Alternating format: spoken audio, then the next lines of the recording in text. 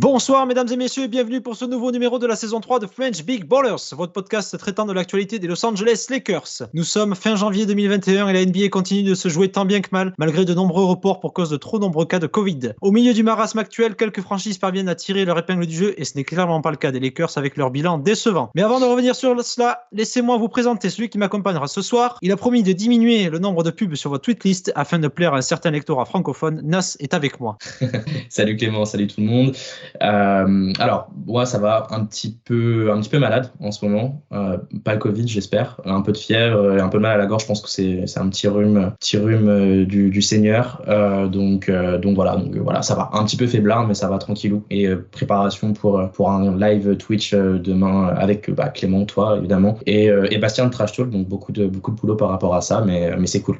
Live qui d'ailleurs il sortira avant ce podcast. Du coup, ce podcast sortira après le live de demain.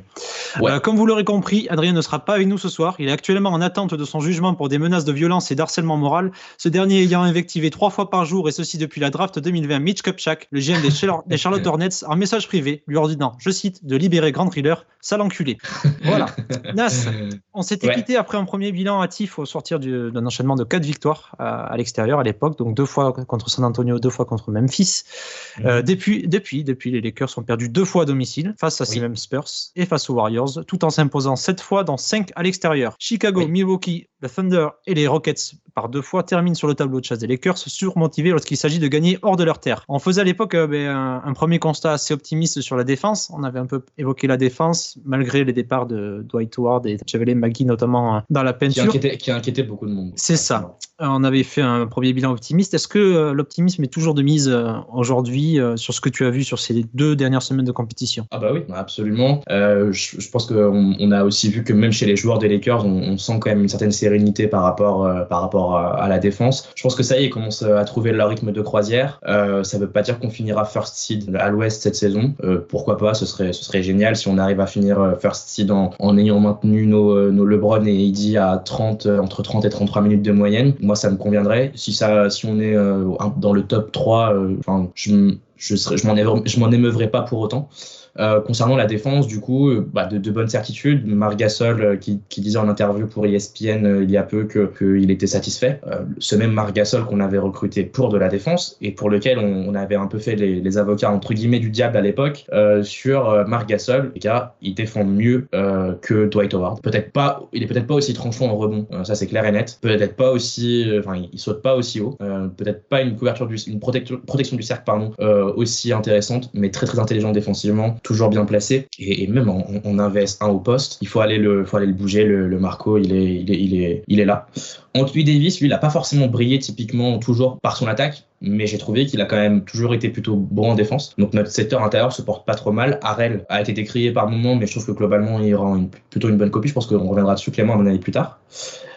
Puisque c'était aussi l'un des gros points d'interrogation de cette équipe défensivement. C'était le fait que sur une rotation où t'as Harrell et pas Heidi, qu'est-ce qui se passe? On s'est quand même fait des frayeurs par moment, mais je trouve que Harrell pour l'instant tient pas trop mal son rôle.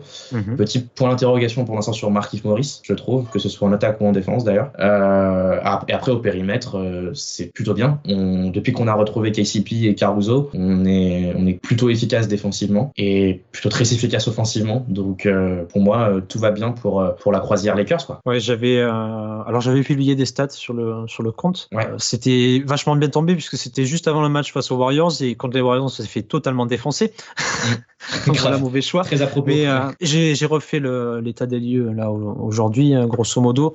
Donc on est toujours premier au defensive rating. Donc on a même une meilleure marque qu'il y a quelques jours avant les Warriors. On est passé à 103,6 au def rating, donc toujours premier. Attends, je crois que si je me trompe pas, le deuxième en plus il a un def rating assez éloigné du nôtre. Je crois qu'il a 106, il me semble. C'est Memphis. Memphis était à 106,1. Ouais, voilà. On a déjà creusé l'écart au niveau de la défense.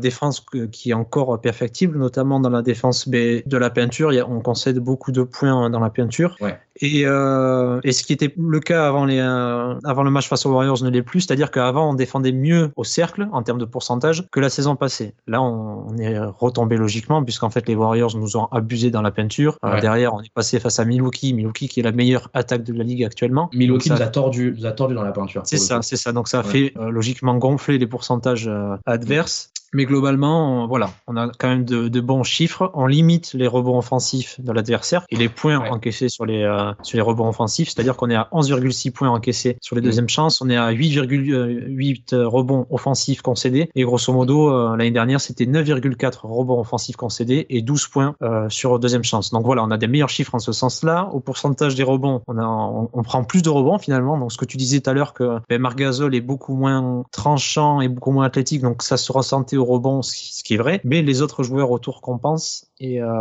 finalement voilà, ça sort bien. C'est sûr, parce que quand tu prends plus de rebonds, c'est que tu contestes bien les tirs, par définition, donc partie. Du coup, effectivement, ceci explique cela. Ouais, et donc on a un meilleur pourcentage defensive percentage, du coup, le pourcentage qu'on concède face aux adversaires. Donc voilà, pour le moment, les chiffres sont ouverts, si ce n'est cette défense dans la peinture qui pose encore un peu souci et voilà, qui a été aussi touchée par les deux matchs qu'on a vus. Dès qu'il y a un échantillon qui est restreint, voilà, ça tombe un petit peu. Au-delà des chiffres.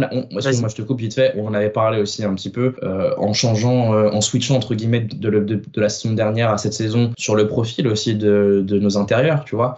Tu passes sur un Marc Gasol qui est beaucoup plus lent et beaucoup moins athlétique que McGee ou que Howard. Forcément, au niveau, dans la restricted area, ça va être un peu plus délicat. Mais tu vois, en citant les autres statistiques, on s'est vite rendu compte qu'on compensait très très bien ailleurs, voire même encore mieux qu'avant. Donc en fait, finalement, on n'est pas moins bon défensivement qu'avant. On a juste changé de manière de défendre en fait, tout simplement, d'une certaine manière. Mais c'est même pas d'une certaine manière, c'est le cas.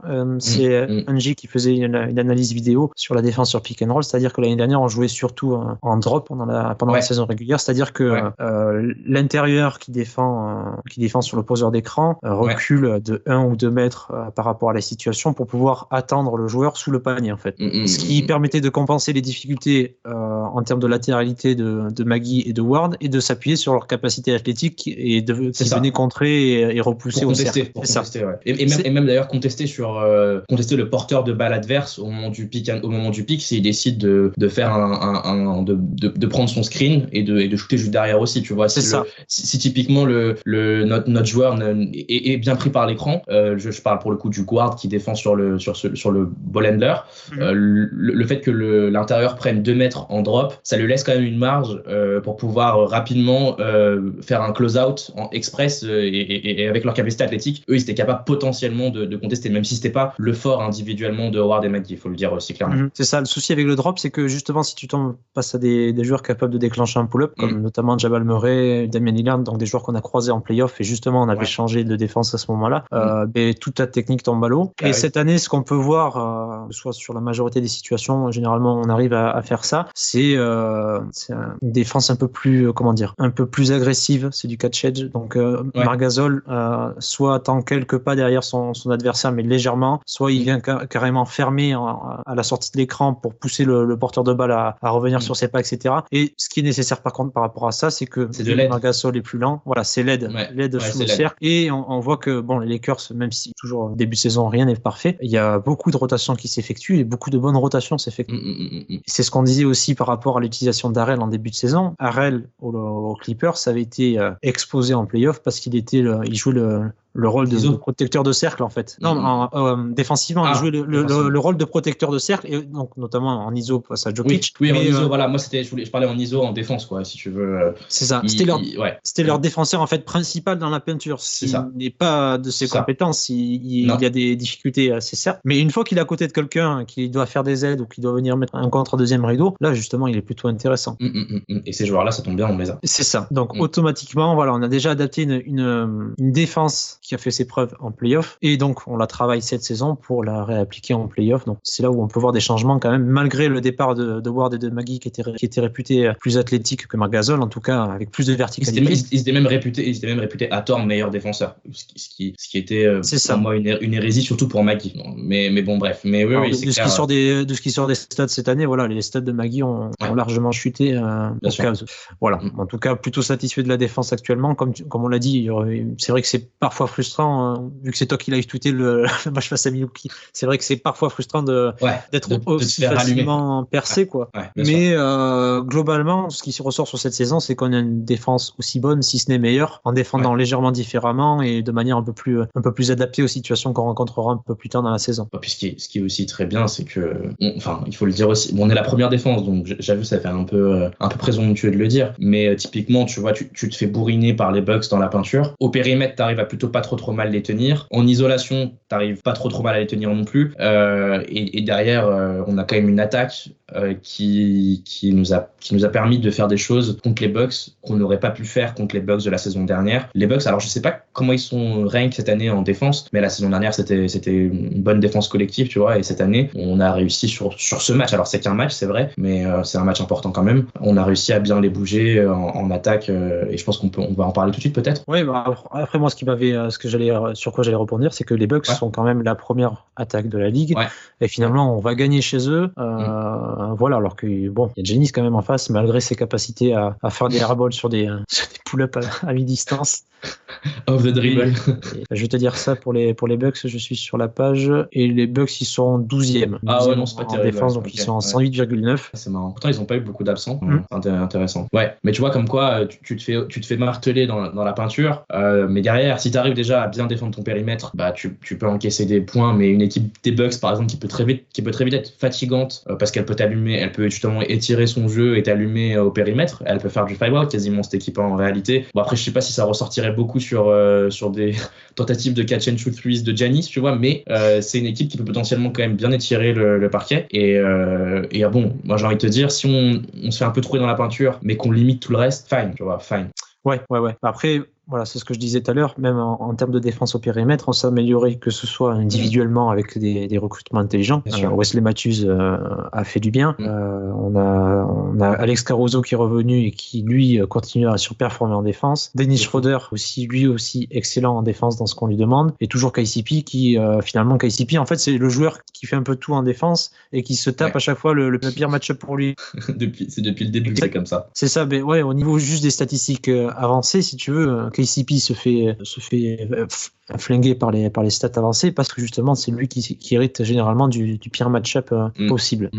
Mais voilà, ce que tu disais, les joueurs sont tellement versatiles. En fait, au niveau du profil défensif, il n'y a que Dennis Schroeder, la quasi-totalité de son temps, il le passe sur le porteur de balle adverse. C'est-à-dire qu'il va prendre le meneur automatiquement, qu'il soit bon, excellent ou médiocre, ça sera toujours le meneur. C'est un point of attack qui défend. Là où justement Caruso, qui avait ce rôle-là l'année dernière, est un peu plus mimé parfois sur des... Voilà, c'est ça, sur les arrières, sur des porteurs de balles secondaires, sur des joueurs en sortie d'écran. Voilà, et c'est pareil, Matthews, il a des missions qui diffèrent selon le temps et selon les line-up qui sont alignés avec lui. Et donc, finalement, les Lakers trouvent leur compte là, et on a un effectif relativement homogène. En fait, je vois pas de faiblesse extérieure. Non, moi non plus. Fut un temps où on avait un meneur avec un bandeau qui... Bon, bref. Pas de digression. Oui, non, mais c'est vrai. Non, mais t'as totalement raison de le souligner, parce que l'année dernière, typiquement, quand on avait la seconde unit qui était sur le parquet, et que on avait en face un bon ball handler, voire même un point guard, ball handler shooter, et qui demandait beaucoup d'écrans, etc. Tu voyais quand même que Rondo il était très vite perdu, quoi. Oui. C'est-à-dire que même vas-y. Ouais. Non, vas-y. Non, j'allais dire que même l'année dernière, tu vois, les missions qui étaient attribuées à Rondo, généralement, c'était voilà. Celle de Schroeder, j'ai l'impression quand même. Non, il était justement, la majorité du temps, on essayait de l'écarter de ça, en fait. On essayait de l'écarter. Moi, j'avais plutôt l'impression que Rondo, justement, les adversaires aimaient bien le prendre comme point de fixation, et essayer d'abuser justement du fait qu'il soit totalement à la ramasse, en fait, quand il fallait défendre sur un ball handler, sur du pick and roll. C'est ça, si bien qu'il fallait justement, la tactique que Vogel essayait de mettre en place, c'est de l'éloigner, en fait, et on le retrouvait dans les profils. On voyait que Rondo, les joueurs qui défendaient le plus souvent, c'était des arrières avec des niveaux très moyens en termes d'utilisation de balles. Oui, il avait clairement été planqué. Alors heureusement, en play-off, monsieur avait décidé de se sortir les doigts, et tant mieux pour nous. Mais c'est vrai qu'en saison régulière, il y avait de quoi s'arracher les cheveux. Ah ouais, en saison régulière, c'était un calvaire, franchement. Et du coup, c'est bien, tu parlais de Vogel, ça me permet de faire une petite transition aussi. Exact. Ouais, bah vas-y. Par rapport à Vogel, qui continue de confirmer que c'est l'un des meilleurs spécialistes défensifs de la ligue. Tout à fait. Parce qu'il a réussi à remodeler une très très belle défense. super solide avec un effectif qui a quand même beaucoup changé tant dans les profils individuels que même dans le profil collectif à adopter en défense. On l'expliquait un peu tout à l'heure. Beaucoup de choses ont dû changer entre guillemets par la force des choses, et lui il a su en faire finalement un atout et il a réussi à optimiser tout ça. Donc kudos à Frank Vogel. On l'a beaucoup déchiré à certains moments. Il faut aussi qu'on puisse lui rendre ses lettres de noblesse de temps en temps aussi. Les limites de Vogel, ce qu'on avait évoqué en tout cas lors de sa signature, c'est offensivement, et on n'avait pas réussi au niveau du front office à lui proposer un assistant digne de ce nom de ce côté-là du parquet. Et on le voit un peu en difficulté. Anthony Davis et LeBron ont suffi. C'est ça. Mais lui avait un peu plus de difficultés. Vogel a s'adapté dans le match contrairement à Spoelstra. Et Vogel est un joueur de play-off où en fait justement tu peux avoir ces 2-3 jours pour faire de l'analyse vidéo et de proposer quelque chose pour contrer cette attaque-là. Mais en défense, il n'y a rien à dire sur son travail, et c'est statistiquement l'un des coachs qui optimise le plus l'effectif qui lui est donné de ce côté-là du parquet. Voilà, mieux que par exemple, enfin, on respecte les statistiques, on ne veut pas s'attirer les foudres des fans d'Alamo, mais même mieux que Popovic en tout cas sur la période actuelle. Voilà. Je pensais notamment à souligner, j'avais dit Schroeder, tu vois, donc Schroeder qui est un peu dans le dur ces 2 dernières semaines, il sort des stats faméliques, il passe totalement à travers au shoot, je crois que c'est à 60% à 3 points. À peu près, 38%, dont 24% à 3 points, et finalement il arrive quand même à impacter le match, puisque sur cette période en fait les adversaires de Schroeder shootent à 40,4%, alors qu'en moyenne ces joueurs shootent à 46,5%, donc ça veut dire 6% de différence en moins quand Schroeder défend sur eux. Ce qui est plutôt correct quand même. C'est pas du niveau Deepoy, mais c'est quand même pas mal. C'est ultra solide sur la période qu'on voit, et en fait ça confirme ce qu'on dit sur Schroeder, c'est qu'il peut impacter soit la création, soit le jeu offensif. D'autant qu'en plus il a pas eu des match-ups super faciles. Là si on les reprend tout ça par an, il a pas eu des match-ups super évidents, tu vois. Donc tu pourrais t'imaginer, même là sur ces derniers matchs, qu'il est morflé au niveau de la stat, notamment sur le pourcentage, tu parlais de pourcentage de points concédés, pourcentage de tirs concédés, mais il a pas eu des match-up évidents quoi. Il a dû jouer, il a eu Wall, il a eu Lillard, il a eu Curry, enfin il s'est tapé toute la ribambelle quoi, tu vois. Donc intéressant. Oui.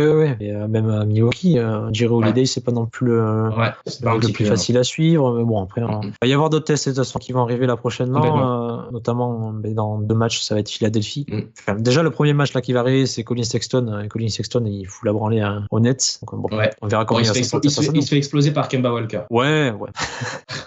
Mais bon, il faut quand même le souligner parce que Kemba Walker a pas explosé beaucoup de monde cette saison. Donc voilà, c'est important de le dire aussi. Ses articulations déjà, mais ça se limite à ça. Non mais le prochain test, le gros prochain test défensivement, que ce soit pour Schroeder mais aussi pour les Lakers, ça va être Philadelphie.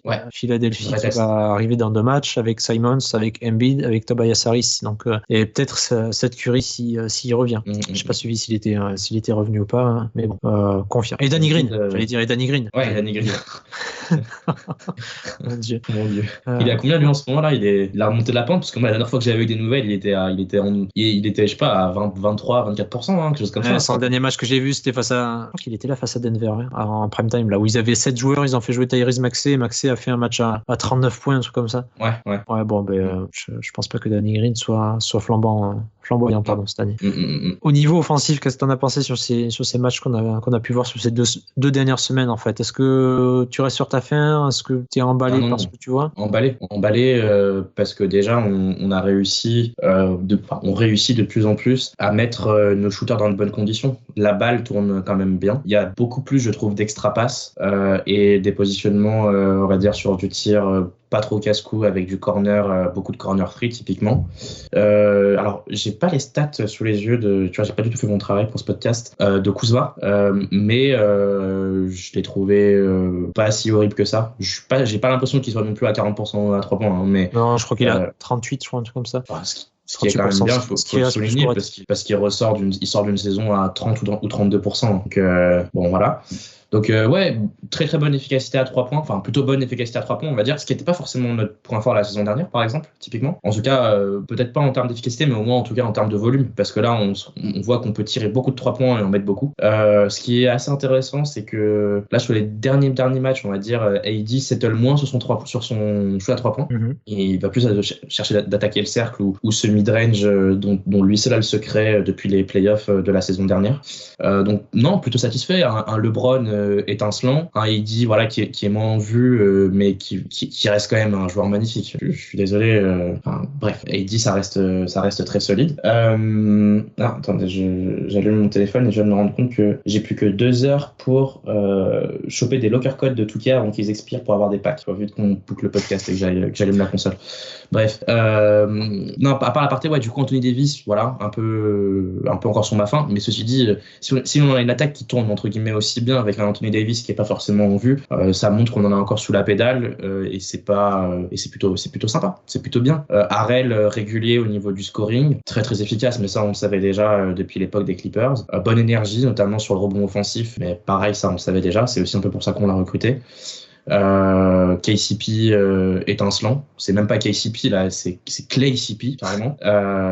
Désolé, voilà, la petite blague de merde. Wes Matthews qui avait commencé sa saison un peu dans le dur à 3 points et qui s'est très très bien repris depuis. Je veux dire, voilà. Caruso aussi qui se met à tirer des 3 points alors qu'il en tirait jamais avant. En fait, tout le monde il a plus de réussite, mais au-delà de ce que tu dis, ce que tu dis, c'est que effectivement on est beaucoup plus capable de sanctionner les capable de sanctionner les doubles prises, etc. Voilà, et dès qu'un joueur se retrouve solo, c'est punition automatique. Mais ça n'a pas pour autant changé notre jeu, c'est-à-dire qu'on est toujours dans les pires équipes dans la ligue, en tout cas les moins bonnes, pour générer des 3 points. Ouais. Et finalement, ce qui correspond aussi en fait à notre jeu. En fait, notre jeu est assez hétérogène. On peut provoquer et aller chercher des points différemment. LeBron a installé sa chaise de camping et il balance des fadeaway partout. Mais tu vois, tu peux aller chercher des points dans la peinture avec les joueurs que tu as. Tu peux punir les mismatchs avec Marc Gasol ou Harrell quand ça switch au poste. Voilà, il se retrouve face à un mismatch. Tu peux être sûr que ça rentre dedans. Tu peux filer le ballon à AD, ça fait des mid-range, ça attaque le cercle. On l'a vu face à Chicago. Et finalement, c'est ce que tu disais, énormément d'adresse à 3 points. Peut-être que ça va chuter un petit peu plus dans la saison parce que je soupçonne que Caruso ne terminera pas la saison à 57% et KCP à 56%, quoi. Mais non, c'est sûr qu'on est un peu en surchauffe à ce niveau-là, mais là, je suis en train de regarder Marc Gasol. Donc, on va essayer d'exclure Jared Dudley et Alfonso McKinney, faire respect pour eux, mais c'est limité. Quinn Cook aussi, tu vois, Marc Gasol, c'est le 7e meilleur shooter de l'effectif en termes de pourcentage à 3 points et il tourne à 36%. Les autres, ils sont tous à 30, 39, 50. Ça va baisser, ça va forcément baisser. Mais ceci dit, autant en profiter pendant qu'on le peut, quoi. C'est des victoires que prennent pas forcément tous nos concurrents, notamment à l'Est. À l'Ouest, pour le coup, ils se gênent pas. Mais moi j'ai envie de te dire effectivement on est peut-être un petit peu en surchauffe à 3 points, mais c'est aussi parce que c'est aussi une question, je pense, de confiance d'une manière générale, de confiance en eux des joueurs pendant cette période. Là on est dans une période, tu le disais un peu, tu faisais plutôt beaucoup de victoires à l'extérieur. Là on en est à combien, 8 ou 9 à l'extérieur d'affilée? C'est 9, c'est ça? Ouais. Je sais plus, j'aurais pu te dire. Ouais, je crois que c'est 9 en ayant pété le record de la franchise qui était à 7 à l'époque. 5 et les 4 premières, ouais, donc ça fait 9, ouais, c'est ça. Ouais, on est à 9 d'affilée en ayant pété le record de la franchise qui était à 7. Donc voilà, quand tu as 9 victoires consécutives à l'extérieur, tu as des joueurs qui sont en pleine confiance, qui sont un peu sur un nuage, et là l'efficacité s'en ressent forcément aussi derrière, quoi. Oui, et puis tu sais très bien que quand l'efficacité baissera, tu appuieras sur d'autres armes. Comme on l'a dit, voilà, même l'année dernière, tu vois, dès que les shoots rentraient pas, on a eu des matchs vraiment terribles au shoot à 3 points, et LeBron et AD se sont retrouvés un peu seuls au niveau du scoring. Là, tu as quand même des armes qui vont te permettre de passer de passer outre cette difficulté à 3 points, que ce soit Marc Gasol ou Harrell à poste bas, Schroeder qui drive comme un talent. Quand je le vois partir, c'est affolant. Mais il va vite, et donc il va chercher des points dans la peinture. Tu as LeBron et AD qui sont toujours là, donc bon, je suis pas inquiet offensivement pour cette équipe, même si on sera pas l'une des meilleures équipes en termes de statistiques avancées dans ce domaine-là, on scorera suffisamment pour gagner ces matchs-là. Oui, et puis on a la défense, comme on disait aussi tout à l'heure, comme atout numéro 1. Tu peux pas être une équipe, c'est compliqué d'être une équipe. Surtout qu'en plus aussi, ce qu'on n'a pas précisé en préambule, c'est que Anthony Davis, il joue le moins de minutes cette saison de sa carrière depuis son année rookie. Donc depuis son année rookie, c'est la première année où il joue, sa deuxième année en termes de nombre de minutes en démarrant par le bas. Donc AD est pas mal préservé. Et LeBron, cette saison est la saison de sa carrière dans laquelle il a joué le moins de minutes, sachant qu'il avait déjà battu ce record-là la saison dernière. Donc tu vois quand même que tu préserves tes stars encore plus que l'année dernière et tu continues de gagner des matchs, tu continues de mettre des tirs, tu continues de mettre des points, surtout beaucoup de points. Donc est-ce qu'il faut s'inquiéter pour les Lakers à ce niveau-là? Je crois pas. Non, c'est ça. Il n'y a pas d'inquiétude. On passe au top et au flop de la semaine. On fait un podcast un petit peu plus court puisqu'on n'est que deux. Mais voilà, je te demande ton top, Nas, pour ces 2 semaines de compétition. J'allais te le voler, mais. Attends, on est deux. Je suis pareil que tu vas me voler mon top et tu vas me voler mon flop. Ça va être terrible. Ton top, c'était Caruso? Non, c'était pas lui. Bon, c'est bon. Alors pour le top, ça va. Du coup, c'est LeBron? Non, vas-y, Alex Caruso. Du coup, je mets LeBron. Parce qu'il faut qu'on mette LeBron. Peu importe. Il faut qu'on mette LeBron. C'est le meilleur joueur de cette équipe. C'est l'un des meilleurs joueurs de la ligue. Ce qu'il arrive à faire en tongue là depuis le début de la saison, c'est tout simplement inouï. Et je pense que même si les Lakers sont un petit marché, je sais que c'est la faute du fait que les Lakers sont un petit marché qu'on n'entend pas beaucoup parler dans les médias. Je pense qu'on devrait plus faire résonner encore plus les performances du King depuis le début de la saison. Moi, je fais un petit top de hipster. Ça va être Montrezl Harrell. Montrezl Harrell qui avait quelques difficultés offensives en début de saison. Bon, finalement, il tournait quand même à 60%. Mais et notamment des difficultés défensives. Et sur ces 2 dernières semaines, c'est quasiment 15 points par match, 7 rebonds, 0,8 blocs, à 65% de réussite, 64,6% de réussite exactement. C'est insolent. Et tout à l'heure, je parlais du defensive field goal du coup. Et donc, les adversaires d'Harrell shootent à 42,6% quand c'est lui qui défend, alors qu'en moyenne, il shoot à 46,4%. Pardon. Donc, ça fait une différence de 3, Harrell fait baisser de 3,8% l'adresse de son adversaire direct sur ces 2 dernières semaines, ce qui est encourageant. Ouais, carrément. Il n'avait pas monté, c'est déjà un moindre mal. Quand tu repenses à ce qu'on t'avait vendu, toi, fan des Lakers, au moment où Harrell est arrivé aux Lakers, quoi. Donc, positif, je comprends le top Harrell totalement. Ouais, et puis c'est surtout que parfois, tu as des placements qui sont un peu aléatoires et il se fait avoir, mais tu vois, finalement, c'est ce qu'on disait, ce que disaient même les fans des Clippers, c'est que c'est un energizer. Et, il est un peu partout, tu vois, il conteste quasiment 9 tirs par match. C'est le deuxième derrière AD. C'est lui qui récupère le plus de ballons perdus dans l'équipe. Tu sais, qui se jette sur les ballons, qui commence un peu à être dans tous les sens. C'est le 4e joueur de la NBA à provoquer des passages en force. Dieu sait qu'il me fait mal de les prendre dans la gueule, mais mais bon, voilà, c'est quand même un mec qui fait énormément d'efforts et qui parfois se fait un peu enfumer de par son placement et de par son intelligence de jeu. Mais bon, pour le moment, pas d'inquiétude. Ce qu'il faut pas oublier, going forward, c'est que et là pour le coup, c'est pas un perk qu'on avait la saison dernière avec Howard et McGee. Harrell, lui, il est capable de close out au périmètre parce qu'il a la vitesse pour close out et potentiellement une réactivité latérale un peu plus supérieure à celle de McGee et Howard qui ferait que ce soit pas risible de le voir sortir sur un close out, sur un tir soit à mi-distance assez profond, soit même un 3 points, quoi. Tu vois, donc ça c'est quand même un avantage qu'il a le Harrell qu'il faut pas négliger. Exact. Ton flop, Nas? Mon flop, c'est dur parce que l'équipe tourne super bien, franchement.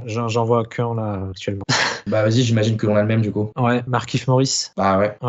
On aurait à la rigueur pu mentionner THT, mais c'est un peu malgré lui, quoi. Ça aurait été bâtard de notre part de le mettre dedans. Il a juste moins de minutes et on va dire qu'on s'était quitté lui et nous pour l'instant sur des minutes qui étaient pas forcément ouf. Notamment c'était le match c'était Memphis, c'est ça, où il avait été à vomir. Je crois que c'était Memphis. Ouais, et du coup il a plus vu la rotation juste derrière. C'est derrière. Ouais, mais ce match était pour le coup était particulièrement moche en l'occurrence. Donc ça se comprend qu'il ait un petit peu été écarté de la rotation. Mais non, il est revenu face à Chicago. Chicago, il sort de bonnes minutes. Non, mais oui, Markieff Morris, effectivement, on comprend pas trop, quoi. Ouais, c'est ça. Même statistique. Enfin, offensivement, tu sais, c'est les mêmes statistiques que l'année dernière à peu près en termes de production et d'efficacité, en tout cas d'adresse. Mais en défense. Non, mais c'est dans le body language aussi. Je trouve que c'est pas encore ça, Markieff. En défense, le pourcentage des adversaires, il ose de 8% quand il est face à eux et il se retrouve dans une line-up. Alors est-ce que c'est malgré lui, je sais pas, mais cette line-up pour attaquer les seconds quarts avec ses LeBron, Wesley Matthews, Kyle Kuzma, Markieff Morris et Montrezl Harrell, c'est l'une des pires line-up en termes de statistiques avancées et bizarrement ça a changé sur le dernier match. Et ça s'est mieux passé. Mais le souci pour Markieff, c'est que le seul changement, c'était lui qui était plus dans la line-up à la place de THT. Et ça s'est bien passé. Oui, c'est vrai que ça s'est mieux passé avec THT. Oui. Donc tu vois, bon, tu le dis gentiment pour notre Markieff, mais effectivement, il est pas, c'est pas la folie. Alors que finalement, vas-y. Non, vas-y. J'allais dire alors que finalement, en début d'année, celui pour qui on pouvait craindre un peu plus, c'était Kyle Kuzma, qui avait la concurrence de Markieff Morris sur le poste 4, et donc il allait être obligé de jouer en 3, sauf que sur le poste 3, c'est le THT, que Wesley Matthews pouvait prendre des minutes en 3, etc. Et on s'inquiétait un peu, et finalement, c'est pas Kuzma qui passe au travers sur ce début de saison, c'est Markieff Morris qui est un peu toujours en vacances. Mais bon, qui sait. Est-ce que c'est si dramatique que ça? Non, c'est ça.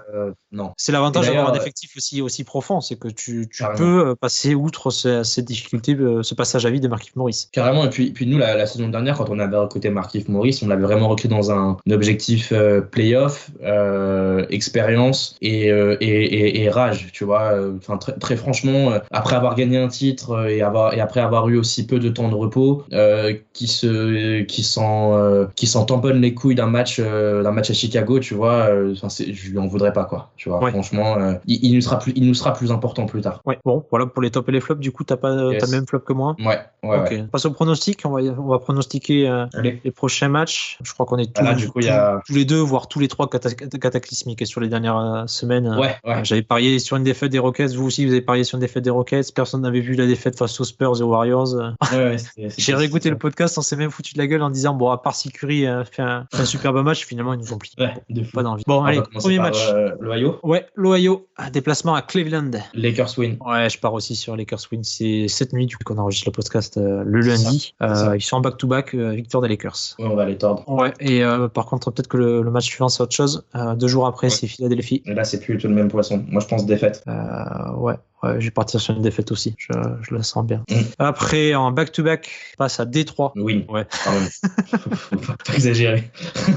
C'est jamais. Hein. Mason Plumlee, Jeremy Grant qui sort un match à 50 points. Là. Jeremy Grant qui a pris l'habitude de nous tordre déjà avec les Nuggets. Qui pourrait remettre le couvercle avec les Pistons. Bon, pas Blake Griffin, faut quand même pas exagérer non plus. Mais Plumlee et Grant sera déjà pas mal. Déplacement à Boston, le 30. Lakers win. Ça va. Mais je suis pas super catégorique. Ça va dépendre de Jalen Tatum. Ouais, carrément. Ouais, mais je pars sur une victoire. Là aussi, donc on enchaîne 2 prétendants au titre, c'est déplacement à Atlanta. On va le perdre. C'est sûr qu'on va le perdre celui-là. Je te dis que. En plus, ouais. Vu le karma. C'est vraiment un enfoiré parce que toi, j'attendais ce que tu me dis, je sais pas, les Clippers ou le Jazz ou un truc comme ça, Atlanta. Ouais, tu sais qu'en plus, on pourrait tellement le perdre ce match contre Atlanta. C'est comme les matchs contre les Warriors, tu vois, typiquement. Ouais, non, mais puis c'est comme le match contre les Warriors en vrai, tu vois. C'est le match où t'as l'impression que tu vas les tordre et en fait, finalement, tu t'endors et tu te fais exploser. Allez, on va mettre défaite, vas-y, face aux Hawks. Oh non, il faut qu'on gagne. Moi, je mets victoire, il faut qu'on gagne. Allez, faut qu'on gagne, c'est vrai. Je la mets juste parce qu'on s'est foutu un gros karma. Ouais, c'est ça. Ouais. Après, on revient chez nous, on revient à la maison pour 6 matchs minimum. Et on commence par la réception de Denver le 4 février. Lakers win. Victoire, malgré le retour en forme de Gary Harris. Arrête, rigole pas, il revient en forme. Respecte-moi. Oui, 2 jours après, c'est réception de Détroit. Du coup, on aura joué Détroit en l'espace de 6 jours. On l'aura joué 2 fois pour toute la saison. Victoire aussi. Win. Easy win. Et réception de KC. Tiens, c'est pareil. KC, c'est comme les Hawks, c'est comme les Warriors. C'est une équipe, tu te branles trop sur leur gueule, mais tu sais pas pourquoi, mais ils peuvent gagner le match, tu vois.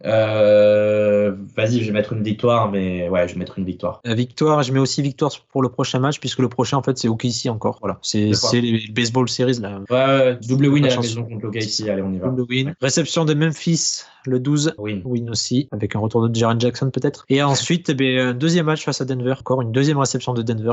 Est-ce qu'on va en perdre un des deux? Ouais, allez, on peut pronostiquer une L, ouais. Genre, on perd le premier et on les froisse au deuxième. Attends, tu perds le premier et on les froisse au deuxième. Ok. Ouais. Moi, je mets l'inverse. Perd le second. Ok, très bien. Nas, est-ce que tu as un mot de la fin, puisqu'on a fini nos pronostics? Non, toujours un plaisir d'enregistrer ces podcasts pour nos charmants auditeurs et auditrices peut-être. On va vous retrouver de toute façon très très bientôt pour un prochain pod. On espère avec Adri pour le prochain. Nous sinon, comme vous le savez, on est toujours dispo sur Twitter. On essaie de garder un bon rythme au niveau des tweets et au niveau des live tweets. Je sais pas comment on va tenir la saison, Clem à 2, mais pour l'instant, ça tient. Pour l'instant, ça tient. J'aimerais souligner quand même que Adrien live tweet, donc Adrien notre chat noir, pour ceux qui le savent pas, et les Lakers sont pas perdus. Oui, c'est vrai. Il avait live tweet. Il a live tweet lequel déjà faudrait que je le retrouve. Je sais qu'il en avait deux live tweet. C'était un week-end. Et les Lakers, c'était ouais, mais bon, voilà, tu vois, du coup, on va essayer de tenir le rythme, d'essayer de l'acter le plus possible. Et puis, et puis sinon, comme d'hab, aussi un petit peu sur Twitch, pour ceux qui passent sur la chaîne de temps en temps, ça fait plaisir. Puis, on vous retrouve, j'espère, très nombreux demain pour un live qui s'annonce plutôt sympa pour tout le monde, je pense. Bref, tu l'as dit, tu as déjà fait le big up aux fans, donc je vais quand même faire un big up à Luke Walton qui continue de m'émerveiller dans sa gestion d'effectifs. C'est toujours un plaisir. Oh, putain. Aïe, aïe, aïe. Techniquement, il va faire entrer sa franchise dans l'histoire. Je suis désolé. Ouais, c'est vrai. Pas de la bonne manière. Non, pas de la bonne manière, malheureusement. Allez, on se retrouve dans 2-3 semaines pour un prochain numéro de podcast. Et d'ici là, prenez soin de vous. Bonne soirée. Ciao.